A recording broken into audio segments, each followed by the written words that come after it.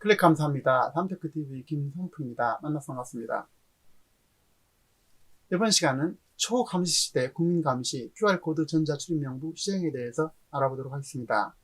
중국인 14억 명을 통제하는 거대한 통제 시스템 얼굴인식 CCTV, 이것이 바로 한국에서 오늘 6월 1일부터 QR코드 전자출입명부를 시범 사업을 실시합니다. 앞으로 서울과 경기, 인천 등 19개 고위험시설에 출입하려면 전자출입명부를 작성해야 합니다. 자, 내용을 살펴보면요.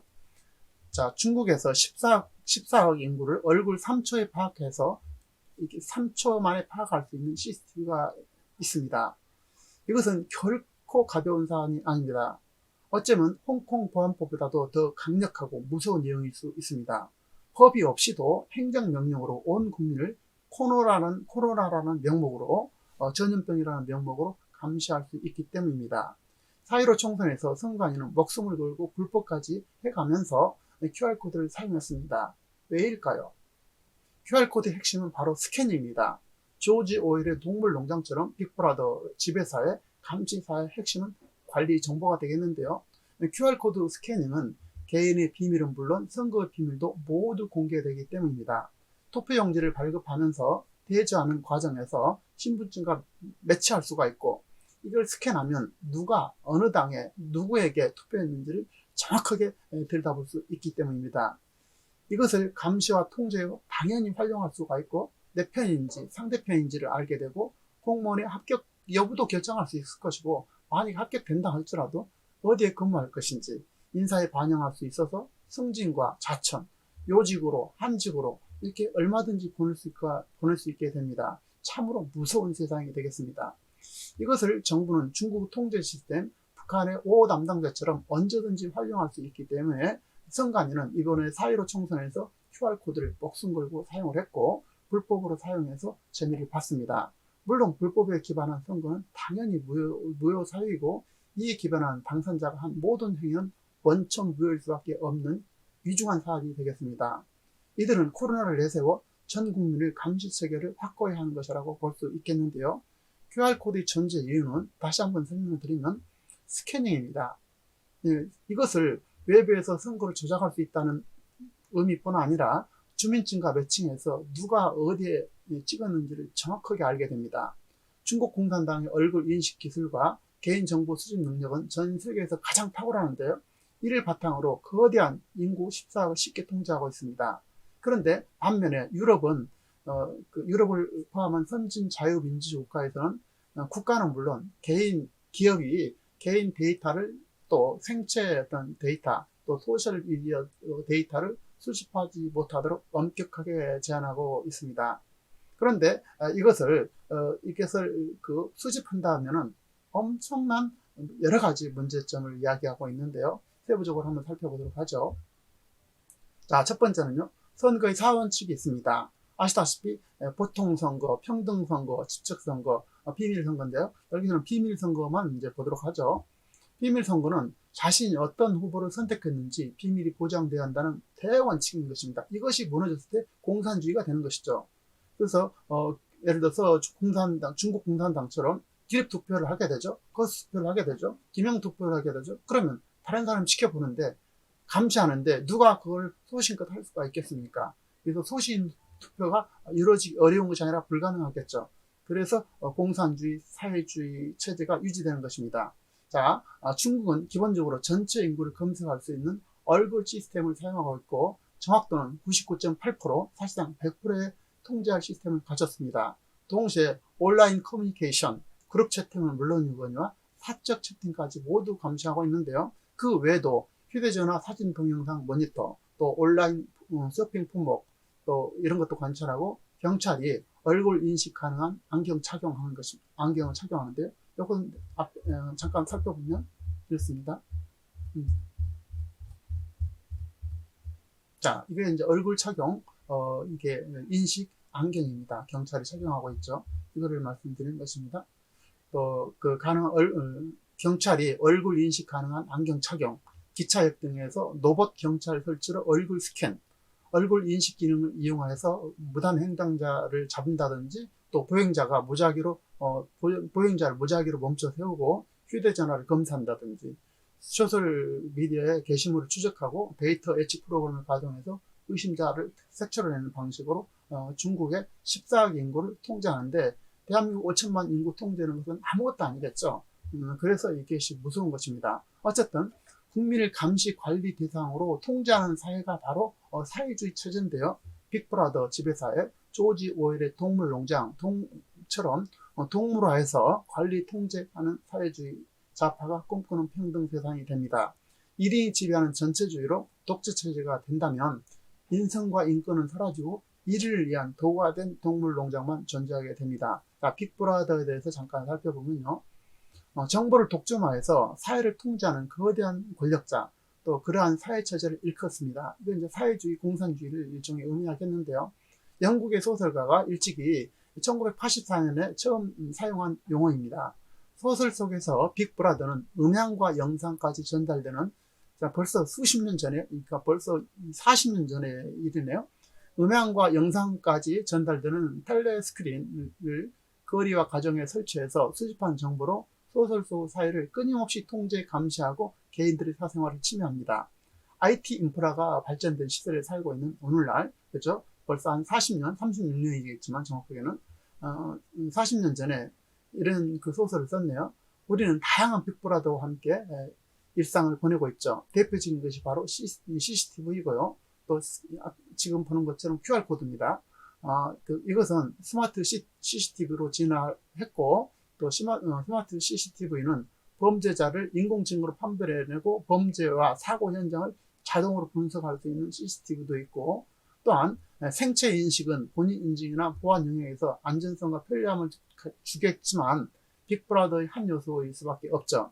현대사회의 빅브라더는 우리에게 안전하고 편리한 생활 여건을 제공하지만 그만큼 개인의 사생활 침해 요소도 큽니다. 빅브라더가 선의 목적으로 사용된다면 좋지만 반대로 이것을 사용해야 된다면 이것은 엄청난 피해가 오게 되는 것이고 모든 것이 무너지게 되는 것입니다. 그래서 매우 신중하고 매우 이렇게 조심스럽게 접근해야 되는데 이번에 전염병을 핑계로 해서 쉽게 우리가 거기에 개구리처럼 개구리가 쉽게 서서히 대표진 것처럼 적응하고 있는 과정입니다. 그래서 무섭다는 것이죠. 개인은 전체를 위한다는 게 전체주의입니다. 1인 권력을 위해서 전체가 도구가 되는 권력 서열화된 체계 속에서 기계화된 평등만 존재할 뿐이죠. 지금 대한민국이 이런 사회로 가고 있다는 것입니다. 자, 뉴스를 잠깐 보겠습니다. 자, 이젠 클럽 노래방 갈 때 QR코드 찍어야 교회 영화관도 또 자율추진, 이렇게 되죠. 자율추진. 이게 자율추진인지 보시자고요. 자, 내일부터 서울, 인천, 대전 지역 시범 운영, 병원 일반 음식점도 포함. 자, 고위험시설뿐 아니라 일반 시설까지도 확대할 계획. 출입시 일회용 코드 제시, 앱에 스캔하면 분산 보관. 이것이 될지 모르겠습니다. 그래서 시설 관리자 있고, 시설 관리자 사용 인증, 관리 서버, 또 이거 시설 방문하면은 또 개인이 이렇게 발급하고, 출입하고, 네이버 등에서 이제 QR 발급을 하고, 이것이 이제 모여가지고 정부에서 이렇게 보관 관리를 하겠다. 그런 뜻입니다. 정부에서 한마디로 해서 모든 정보가, 개인의 정보가, 정부에다가 이제 실시간으로 누적된 것이고, 이것은 개인의 일거수일투족, 말하는 거, 어디에 누구를 만나는 거, 모든 것이 집약되게 됩니다. 그래서 정부가 강력하게 통제를 하게 되는 것인데요. 자, 계속해서 내용을 더 살펴보면요. 자, 앞으로 클럽이나 노래방 갈 때는 개인 신상 정보가 담긴 QR코드를 의무적으로 찍어야 한다. 벌써 아까 뭐라 그랬죠? 이렇게 자율추진 아니죠. 의무적으로 찍어야 한다는 것이죠. 교회, 성당 등 종교시설, 영화관, 도서관 등 다중시설을 이용할 때 QR코드를 이용할 출입명부 작성이 빈번해질 가능성이 있다. 아니죠. 이미 이것은 의무적인 것입니다. 중앙대책본부는 재난대책본부는 31일 신종 코로나 확산 방지를 위해서 이건 이제 명분으로 핑계를 삼는 것입니다. 스탄 가면 우리가 큰 고위험 시설에 대한 전자출입명부 시스템을 의무 도입 세부 방안을 발표. 의무 도입입니다. 의무. 자, 이것을 이제 시범으로 하지만 이것은 시범이 확대된다는 거예요. 10일부터 여기 써있네요. 벌써 당장에. 6월 10일부터 전국적으로 확대된다라는 것입니다. 그 이염시설은 이런 의미도 없습니다. 지금 당장 이걸로 하지만 고위험시설 뭐 8개 업종이라고 그러지만 이것은 금방 언제든지 행정으로 그냥 바꾸면 되는 것이고 늘리면 되는 것이고 지정하면 되는 것입니다. 그래서 의미가 없다 말씀드립니다. 그래서 모든 곳에 다 적용할 수가 있다. 그래서 이건 뭐 교회, 도서관, 영화관, 지금 이런 것은 의미도 없습니다. 그래서 언제든지 뭐 예를 들어 슈퍼라도 적용할 수 있고 뭐든지 다 적용할 수 있습니다.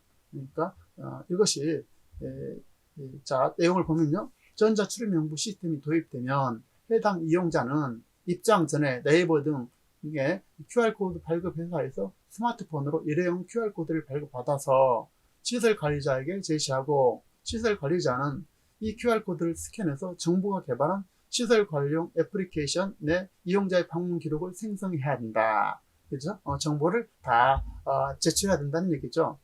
그래서 전자출입명부에는 이용자의 이름, 연락처, 시설명, 출입시간 등 방역이 필요한 개인정보와 방문 기록을 암호화해서 저장된다. 이렇게 되는 것이죠.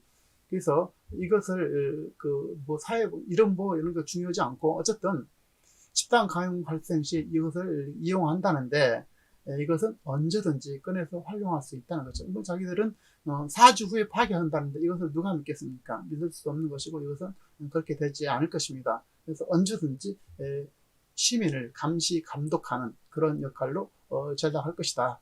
그렇게 발전할 것이다. 라고 이해했으면 좋겠습니다.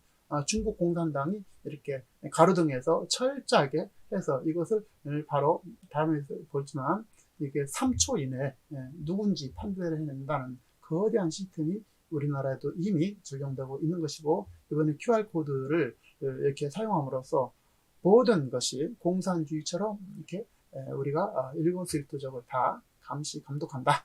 라고 이해했으면 좋겠습니다. 자, 어쨌든 CCTV와 구글 위치 시스템 QR코드를 활용한다면 중국 공산당처럼 일거수일투족을 모두 파악할 수 있을 뿐 아니라 어디에서 누구를 만나서 무슨 얘기를 했는지 그가 커피숍에서 커피를 마셨는지 거기서 무슨 빵을 먹었는지 식당에 갔는지 비싼 걸 샀나 싼 거 샀나 여행을 어디 가고 누구를 만났고 애인을 만났는지 무엇을 했는지를 다 모든 개인사가 훤히 들여다 보이는 것입니다. 심지어 그 데이터를 축적하고 이것을 바탕으로 한다면 그가 심지어 무슨 생각을 하는지까지 파악하고 유추할 수 있게 됩니다. 참으로 무서운 전 국민 감시 시대, 초감시 시대가 펼쳐지는 것인데요. 부정선거에서 이제 인간 통제에 나선 것입니다. 이것이 어디로 향할 것인지 각자 생각해 봐야 할 것입니다. 이것이 자유대한민국에서 현실화될 것이라는 것은 누가 상상이나 했겠습니까? 하지만 그것이 바로 오늘 당장 현실화된 것이고 결코 간단한 이야기가 아니다. 그리고 대한민국의 주인은 누군가요? 공무원이 주인인가요? 주객이 전제되고 있는 것입니다. 결국 우리가 서서히 되어지듯이 대한민국 주인은 주인 자리에서 객에게 내주고도 말이 없습니다. 24시간 내내 24시간 내내 4.7초당 한 명씩 투표하는 기네스북 대한민국의 현실에서 주인은 어디 갔을까요?